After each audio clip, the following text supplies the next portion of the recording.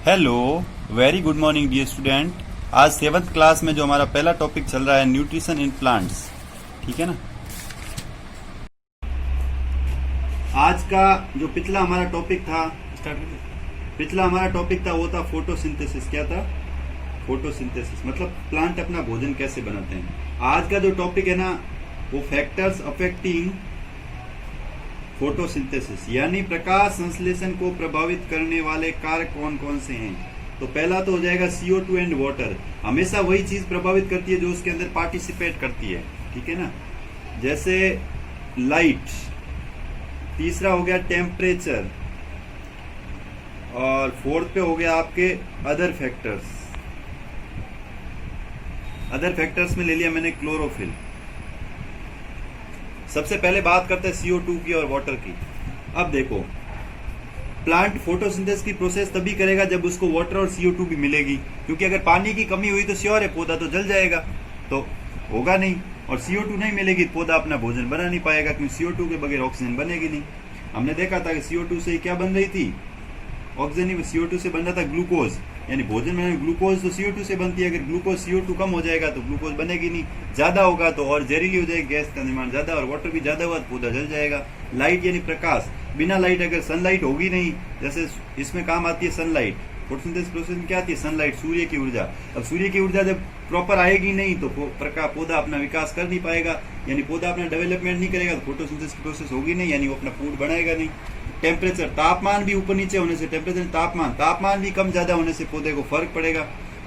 जैसे ज्यादा तेज धूप हुई तो कोई पौधे होते हैं जो ज्यादा तेज धूप में खिलते हैं, कोई कम तेज धूप में, मतलब सबको नॉर्मल टेम्परेचर चाहिए। ज्यादा टेम्परेचर हुआ पौधा जल के, जैसे आपने अपने देखा होगा, अपन गर्मियों की समर सीजन में क्या करते हैं, जब नंगे पांव चलते हैं तो हमारे पांव क्या जलने लग जाते हैं। सेम पौधों के साथ वही है, ज्यादा टेम्परेचर उनको सूटेबल नहीं होता, उनके लिए भी एक लिमिटेड टेम्परेचर होता है। अदर फैक्टर्स में जाते हैं, एक एग्जांपल ले लिया क्लोरोफिल। क्लोरोफिल क्या होता है? पत्ती का एक रंग होता है। पत्ती हमें हरी क्यों नजर आती है, ग्रीन कलर की लीफ क्यों नजर आती है? क्योंकि उसके अंदर क्लोरोफिल नाम का एक कलर होता है। क्लोरोफिल की वजह से पत्ती हमें ग्रीन दिखती है। तो क्लोरोफिल जब तक पत्ती में है ना, तब तक ही वो फोटोसिंथेसिस की प्रोसेस कर सकती है, बिना क्लोरोफिल नहीं कर सकती, ठीक है ना। अब आते हैं आगे। मैंने आपको, जैसे अगला टॉपिक है न्यूट्रिशन। क्या है? न्यूट्रिशन। मैंने आपको न्यूट्रिशन बहुत अच्छे से पहले पढ़ा रखा है, फिर भी मैं एक बार रिपीट कर देता हूँ। हेटेरोट्रोपिक, पहला क्या है?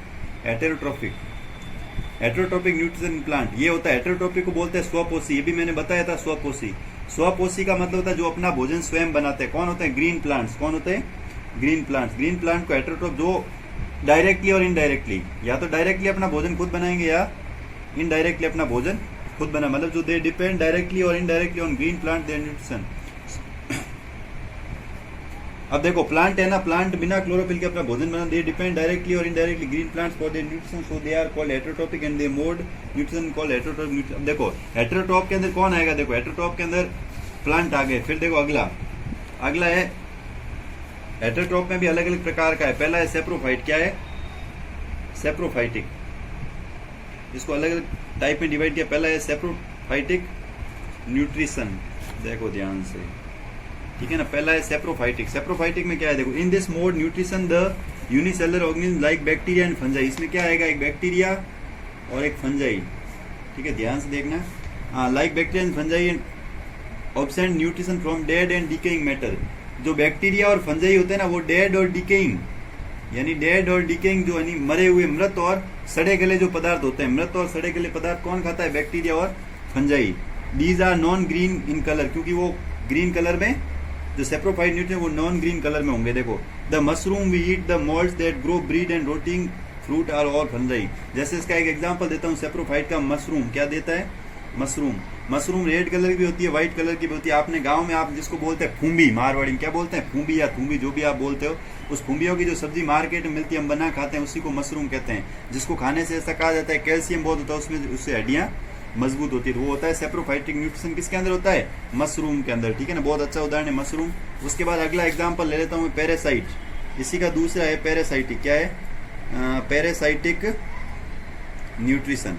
पैरासाइटिक न्यूट्रिशन, देखो, सम प्लांट्स, कसकटा एक एग्जांपल है, कसकटा। देखो, which do not have chlorophyll. Cuscuta एक ऐसा प्लांट है जिसके अंदर क्लोरोफिल होता ही नहीं, इसलिए वो अपना भोजन खुद नहीं बना सकता। तो it's take readymade food from plant on which is climbing. यानी ये क्या करता है, जो अपने ऊपर जो क्लाइंबिंग बोलना है, चढ़ना, क्लाइंबिंग होती है बेलें। क्या होती है? बेलें।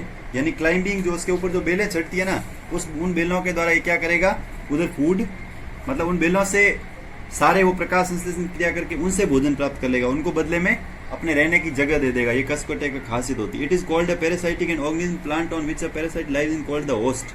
मतलब ये कसकटा हमेशा किसी दूसरे प्लांट के वहां रहता है। होस्ट का मतलब होता है एक होता है गेस्ट, एक होता है होस्ट, मतलब इसके जो मेहमान होता है उसके द्वारा ये प्राप्त करता है। The host and parasite live in close association with each other in the association parasite is always benefited while the host is harmed. Many parasites cause disease in plant animals, some plants such as Cuscuta, इसको बोलते हैं अमरबेल। कसकुटा को क्या बोलते हैं आप? Cuscuta को बोलते हैं अमरबेल। क्या बोलते हैं? अमरबेल। अमरबेल को आपने हमेशा देखा होगा, दूसरे पे चढ़ के दूसरों के सारे वहां जाके कब्जा कर लेती है, ठीक है ना। फिर अगला इंसेक्ट तो देखो पैरासाइटिक न्यूट्रिशन किस में होता है? अमरबेल में, जिसको बोलते हैं कसकुटा। आपको अमरबेल नहीं लिखना, आपको कसकटा लिखना है, ठीक है ना, कसकटा। उसके बाद आता है 3 नंबर, इसी का पार्ट है हेटेरोट्रोपिक न्यूट्रिशन का 3 नंबर पार्ट है आपके इंसेक्टिवोरस। देखो इंसेक्टिवोरस जैसे मैंने पहले ही बताया था, इनको बोलते हैं नर भक्षी, ठीक है ना। ये प्लांट भक्षी हो गए। इंसेक्टिवोरस बोलते हैं भक्षी, भक्षण करने वाले पादप। कौन सा होता है? घट पादप, जिसको बोलते हैं पिचर प्लांट। क्या बोलते हैं? Pitcher plant. देखो घट पादप, पहले शायद 6th क्लास मैंने आपको बताया था, एक घड़े टाइप। देखो ये इसमें फोटो देखो, ये देखो घड़े टाइप है ये घड़े टाइप। ये क्या करता है, यहाँ इनके पास एक ऐसा मतलब मोम टाइप एक पदार्थ होता है, जिसकी वजह से क्या इसके ऊपर जैसे जानवर बैठता है ना, तो वो क्या कर उसके अंदर चिपक जाता है। चिपकते ही मुंह बंद कर उसका भक्षण कर देता है, उसको खा जाता है। In the green plant which make their own food by depend on insects और नाइट्रोजीनियस फूड आर कॉल्ड इंसेक्टिवोर्स। यानी ये क्या करते हैं, दूसरे जीवों को खा जाते हैं नाइट्रोजीनियस फूड के द्वारा, तो उसको अपन क्या बोलते हैं? इंसेक्ट। जैसे पिचर प्लांट है, और एक क्या है सनड्यू, और एक है ब्लेडर वॉट। ये तीनों एग्जाम्पल। एक और एग्जाम्पल जैसे हो गया सनड्यू, ठीक है ना। और सॉरी, उसके बाद एक हो गया आपके ब्लेडर वॉट। क्या हो गया? ब्लेड वॉट है, ब्लेडर वॉट है, ब्लेडर वॉट। अब देखो ये क्या करते हैं, जैसे इनके पास एक मतलब इन pitcher plant the picture like structure is the modified. इसका जो स्ट्रक्चर होता है वो कैसा होता है?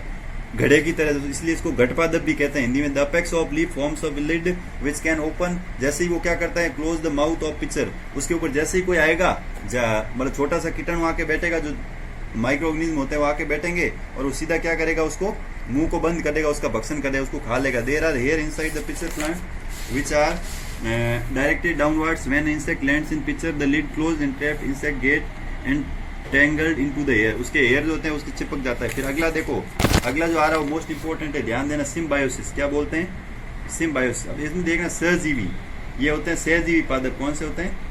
सहजीवी पादप, जो एक दूसरे को सहारा देकर मिलकर। कैसे? देखो in this mode nutrition to different organism live together share shelter and nutrients such relationship of mutually helping each other called symbiosis. The two plants which live together as part same plant mutually help of other are called symbiosis. इसमें मैं आपको lichens है, क्या है? Lichens और algae.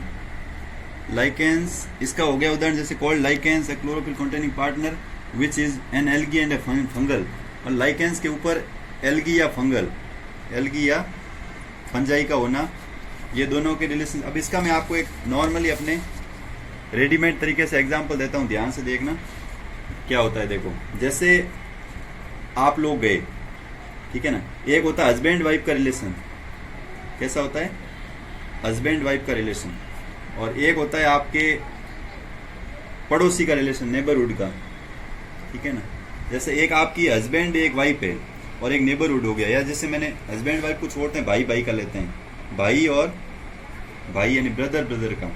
हमेशा याद रखो, एक भाई है ना दूसरे भाई के साथ, जैसे इस भाई ने इसकी हेल्प की तो अगली बार इसकी करेगा, श्योर है।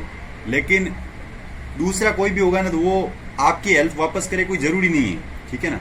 तो वो सहजीवी नहीं। सिम्बायोसिस में क्या होगा कि एक जैसे उसको आसरा दिया, शेयर रहने के लिए शेल्टर नहीं जगह दी, तो दूसरा उसको भोजन देगा उसके बदले में। यानी लाइकेंस उसको रहने के लिए जगह देगा, तो एल्गी उसको फोटोसिंथेसिस करके, क्योंकि लाइकेंस तो फोटोसिंथेसिस करते नहीं है, तो एल्गी क्या करेगी? फोटोसिंथेसिस की प्रोसेस खुद करेगी, क्योंकि एल्गी फोटोसिंथेसिस की प्रोसेस करती है, और वो भोजन बना के किसको देगी? लाइकेंस को। और लाइकेंस क्या करेंगे? एल्गी को रहने के लिए जगह देंगे।